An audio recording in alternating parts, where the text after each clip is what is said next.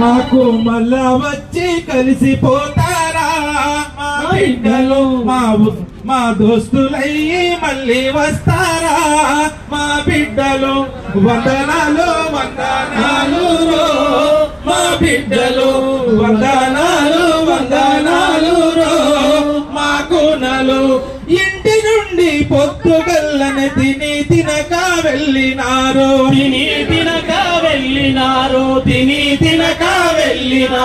ఇంటి నుండి పొద్దుగల్లని తిని తినక వెళ్ళినారు సతీ డబ్బా పెట్టమంటే సంబూరంగా ఇచ్చినాము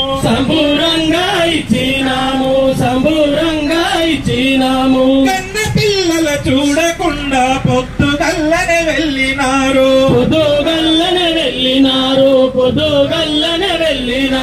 బండితోనో బస్సుతోనో పరుగున వెళ్ళినారు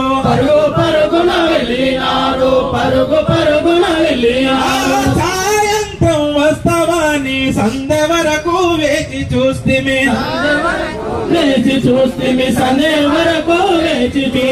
పొద్దుగూకిన రాకపోతీరా మా బిడ్డలు మీరు పొద్దుగూకిన రాకపోతీరా మా బిడ్డలు ఇంటి కాడ శోకమైతి మా కూనలు ఇంటి కాడ శోకమైతి మా కూనలు వందనాలు వందనాలు రో మా బిడ్డలు వందనాలు వందనాలు రో మా బిడ్డలు వందనాలు వందనాలు రో మా కూనలు వందనాలు వందనాలు రో మా కూనలు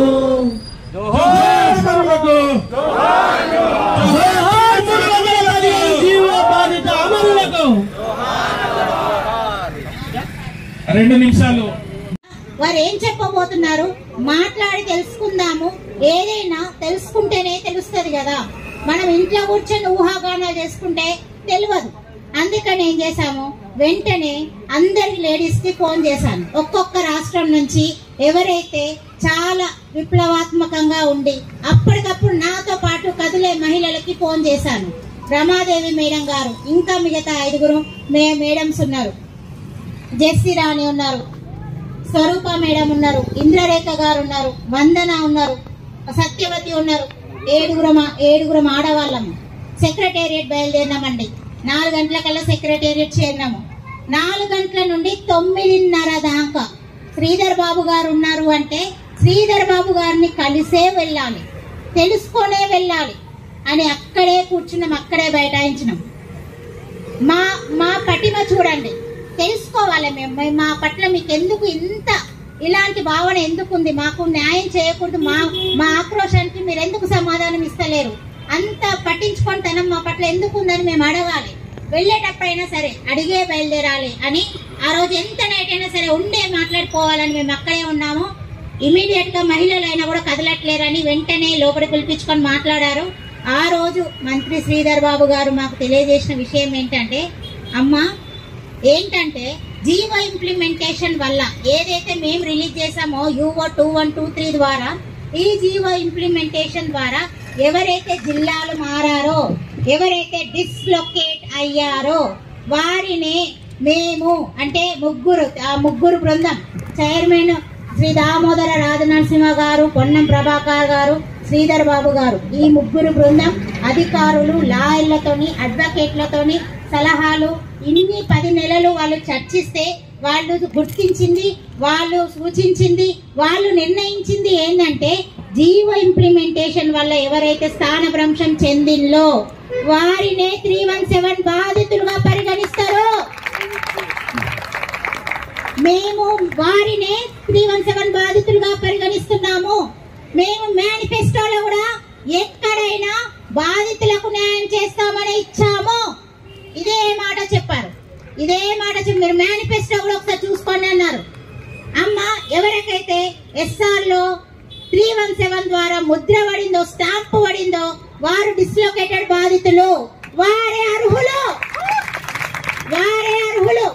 వారి స్థానిక జిల్లాలకు వెళ్ళడానికి వారే బాధితులుగా పరిగణించబడ్డారు. వారిని పంపడానికి ఎలాంటి న్యాయపరమైన సర్టిఫికేట్ వెరిఫికేషన్కి వచ్చి ఒక నెంబర్ని యాడ్ చేసి చూడండి. ఆ నెంబర్ కోసం మనం ఆ నెంబర్ని రెడ్యూస్ చేయడం కోసం మనం ఒక రకంగా ఫైట్ చేయాలి. సో వాళ్ళే కానీ లేకపోతే ఆ నెంబరే కానీ తగ్గితే మనల్ని పంపించడం ఈజీ అవుతుంది. మళ్ళీ మనం కూడా చాలా అలర్ట్గా ఉండాలి. ఏ ఒక్కరు ఏ సందేశం ఇచ్చినా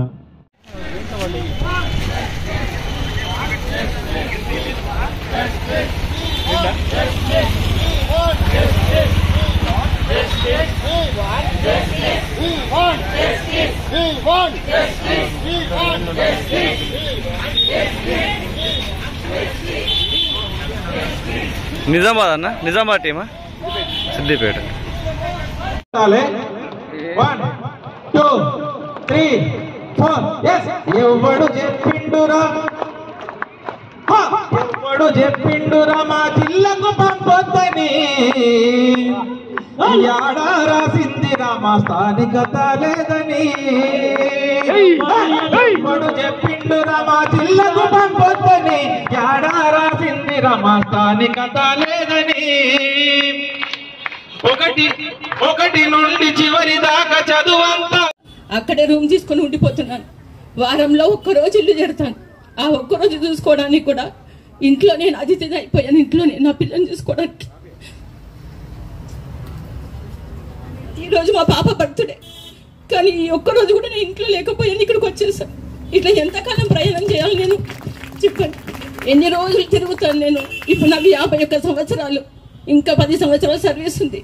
ఇంకా ఎప్పటికీ నేను నా ఇల్లు చేరుతానో నాకు తెలియటం లేదు.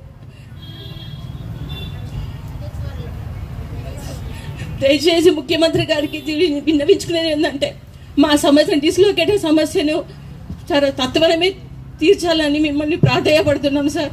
ప్లీజ్ దయచేసి మమ్మల్ని మీ దృష్టిలో ఉంచుకోండి. థ్యాంక్స్ అండి.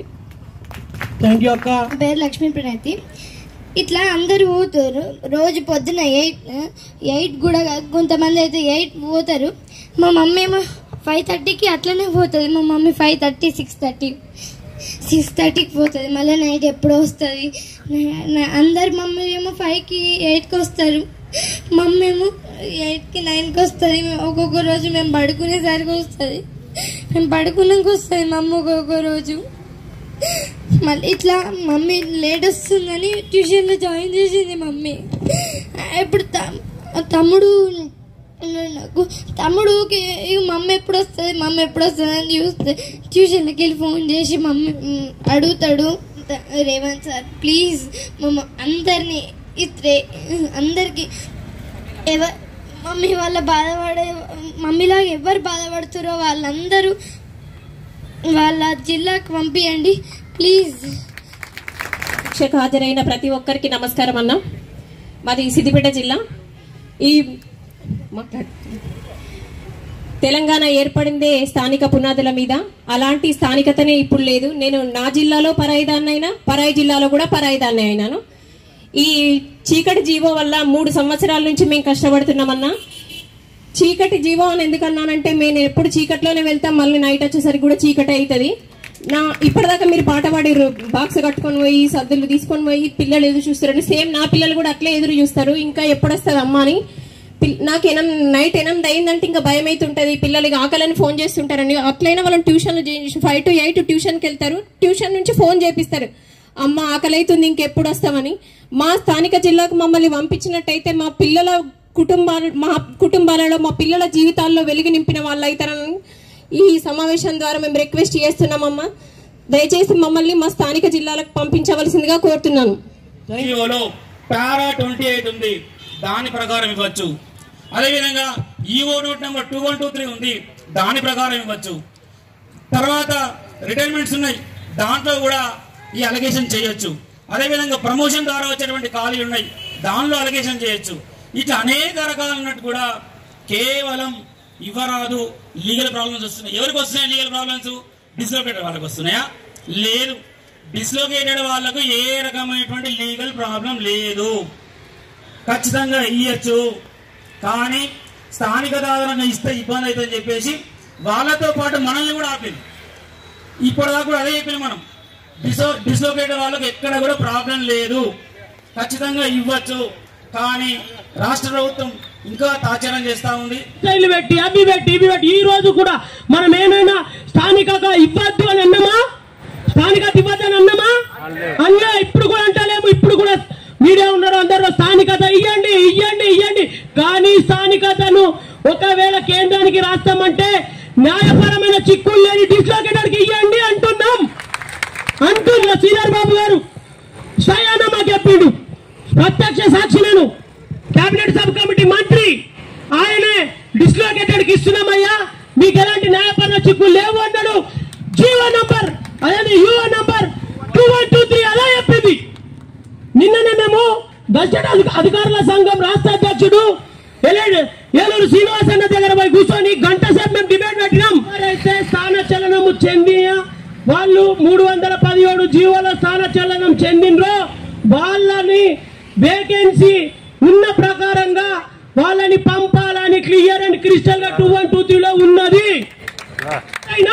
అయితే మేము ఖచ్చితంగా ఈ సభాముఖంగా ఒక్కటే చెప్తున్నా, మేము అనతి కాలంలో మేము ఇంకా ఇది కేవలము న్యాయ పోరాట దీక్ష, ఇది దీక్ష.